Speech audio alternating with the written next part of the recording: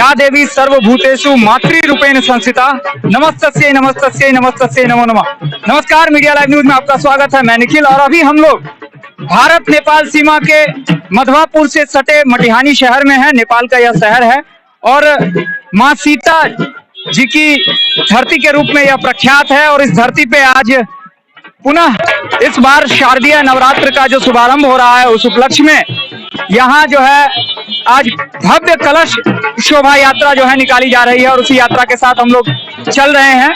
आप देख रहे होंगे मेरे पीछे कितने हजारों की तादाद में जो है श्रद्धालुओं का जत्था, मानो यूं लग रहा है जैसे समूचे मटिहानी के लोग जो हैं यहाँ इस कलश शोभा यात्रा की भव्यता में चार चांद लगाने को उमड़ पड़े हैं। और जिस तरह का सैलाब यहाँ नजर आ रहा है, उसको देखकर सहज ही इस बात का अंदाजा लगाया जा सकता है कि यहाँ दुर्गा पूजा को लेकर लोगों में कितनी उल्लास है, लोगों में कितनी श्रद्धा है, कितना जोश है। बच्चों की बात करते हैं हम लोग तो उनके हाथों में भी जय माता दी लिखे हुए झंडे, और बूढ़ों की बात करें तो वो भी पूरे जोशो होश के साथ जो है लगे हुए हैं। और कुल मिलाकर यह जो मनोरम दृश्य है, जिसकी वानगी आप कैमरे के माध्यम से देख रहे होंगे, आप दिखा दीजिए मेरे पीछे हजारों श्रद्धालुओं का जत्था जो है यूं उमड़ पड़ा है जैसे मानो मैया के आगमन को लेकर जो स्वागत की जो तैयारी है, उस तैयारी में पूरी तरीके से लीन है। मटिहानी नगर पालिका क्षेत्र के जितने भी आम लोग हैं, जो नागरिक हैं, वो सभी इस शोभा यात्रा में, इस शोभा यात्रा की खूबसूरती में चार चांद लगाने का कार्य कर रहे हैं। और इसी यात्रा के साथ हम लोग चल रहे हैं। अब बताता हूं थोड़ी इस यात्रा के बारे में।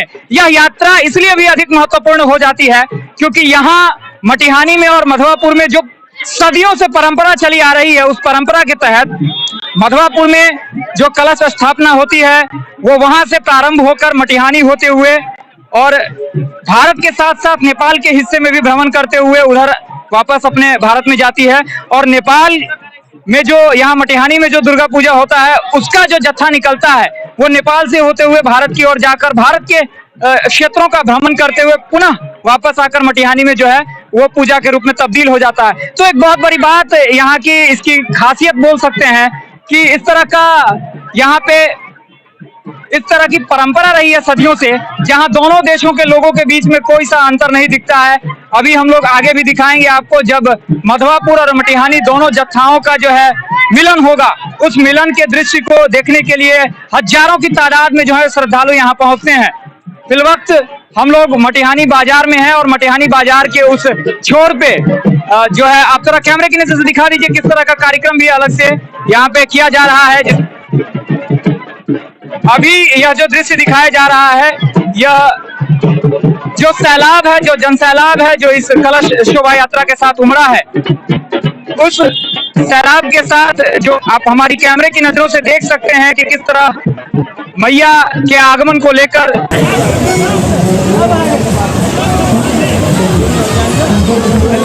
हमारे साथ मटिहानी नगर पालिका के मेयर हरिमंडल जी हैं। मेयर जी, क्या संदेश देना चाहेंगे इस मौके पर?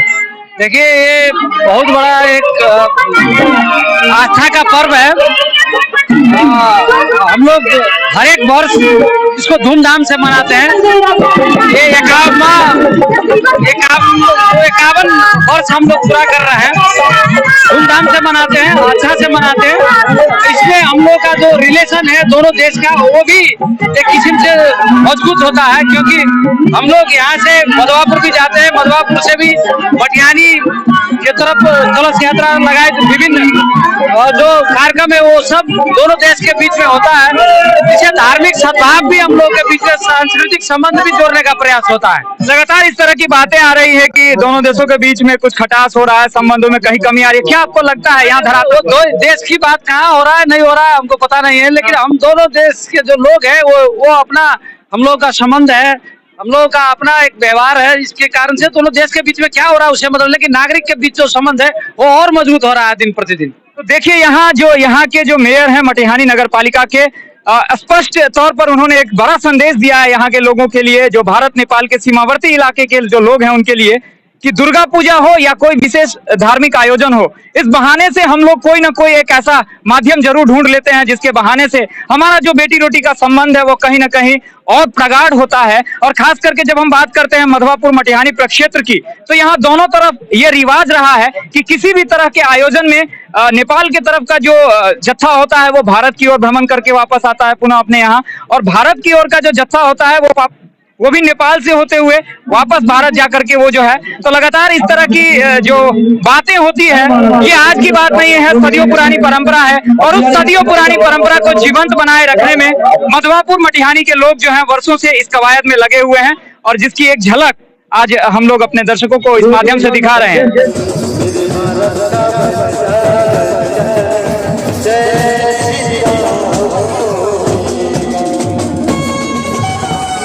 इस माध्यम से क्या संदेश दे रहे हैं आप लोग?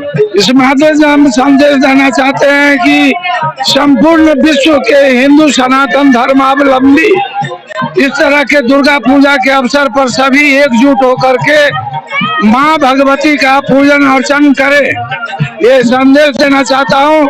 और सभी एकजुट होकर के सनातन के प्रति आस्था और विश्वास के साथ एक साथ चले। अपना परिचय देंगे? मेरा नाम रामदयाल शाह, हिंदू स्वयं सेवक के जिला संघ चालक और इस रामकृष्ण सेवा आश्रम के प्रवक्ता के रूप में कार्यरत हूँ। साजी, आप बात करते हैं भारत नेपाल के संबंधों की। आज जो आप लोग नेपाल से निकलकर भारतीय सीमा क्षेत्र से होकर वापस आएंगे और फिर भारत का जत्था जो है वो भारत से निकलकर नेपाल की ओर घूमकर वापस जाएगा, क्या इस परंपरा के पीछे क्या तर्क रहा है यहाँ के लोगों का? इस परंपरा के पीछे मैं ये कहना चाहूँगा कि वैसे भौगोलिक हिसाब से सीमांकन नेपाल और भारत के बीच में किया गया जरूर है, लेकिन हम नेपाल और भारत के एक मित्रवत, एक भाई की तरह, बड़ा भाई भारत और छोटा भाई नेपाल के रूप में इसको देखते हैं। और नेपाल और भारत के बीच में बेटी रोटी का संबंध सदियों से रहा है और यह अटूट संबंध बरकरार रहेगा, ऐसा मेरा विश्वास है। क्योंकि नेपाल की बेटियां भारत में बसती है और भारत की बेटियां नेपाल में, इससे हमारा संबंध और मजबूत होता है। इसका पौराणिक भी मान्यता है कि हमारी माँ सीता, जगत जननी सीता, यहाँ पर जनकपुर में उनका अयोध्या से आकर के रामचंद्र जी उनको विवाह लेकर के गए, तो इससे भी नेपाल और भारत के बीच एक अटूट रिश्ता कायम होता है। बहुत बहुत धन्यवाद रामदयाल जी का। तो कुल मिलाकर के जो यहाँ के आज का जो यहाँ का जो दृश्य है, उस अनुपम दृश्य को हमारे तमाम दर्शक जो हैं हमारे कैमरे के माध्यम से देख रहे हैं। और हमारे पीछे माँ के नव दुर्गा के 9 रूप में उनकी प्रतिमूर्ति जो है यहाँ विभिन्न रथों में विभिन्न सजावटों के माध्यम से यहाँ झांकी की तरह निकलती हुई, और बड़ा ही मनोरम दृश्य है। और कुल मिलाकर सदियों पुरानी जो परंपरा है भारत और नेपाल की, उस परंपरा को जीवंत रखने में लगातार यहाँ के नागरिक लगे हुए हैं। अलग अलग रथों पर सवार होकर माँ दुर्गा के जो नवरूप हैं, 9 मैया जो है आज पूरे मटिहानी नगर पालिका क्षेत्र का परिभ्रमण करते हुए वापस पूजन स्थल पर पहुंचेगी, जहां जलश स्थापित कराया जाएगा और उसके बाद दुर्गा पूजा का जो इस बार का आयोजन है उसकी विधिवत शुरुआत कर दी जाएगी।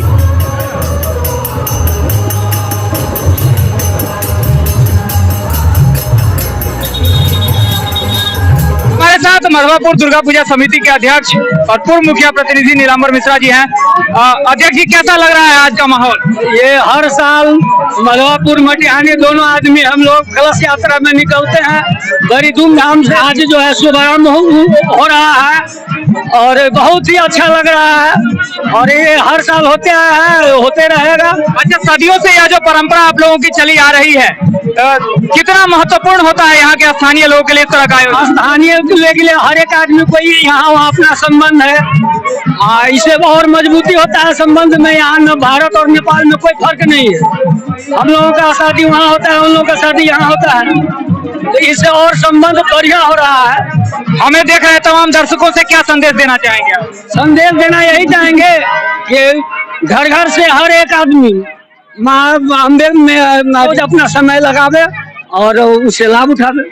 चलिए, बहुत बहुत धन्यवाद। तो देख रहे हैं आप लोग की किस तरह की यहाँ व्यवस्था है, जहाँ अभी यहाँ भारत नेपाल सीमा के नो मैंस लैंड पर हम खड़े हैं। आप देख रहे होंगे हमारे साथ यह जो पिलर लगा हुआ है, स्तंभ है यह सीमा का, इसके उस तरफ नेपाल का हिस्सा और इस तरफ भारत का हिस्सा पड़ता है। अभी जो यहाँ का दृश्य है उसमें एक तरफ से मटिहानी के दुर्गा पूजा के कलश यात्रा का जत्था भारत की ओर प्रवेश कर रहा है और दूसरी तरफ बाईं ओर से दिखा दीजिए थोड़ा, बाईं ओर से भारतीय क्षेत्र का जो कलश यात्रा का जत्था है वो नेपाल में प्रवेश कर रहा है। तो बड़ा ही मनोरम और विहंगम दृश्य अभी आप लोगों को देखने को मिल रहा होगा।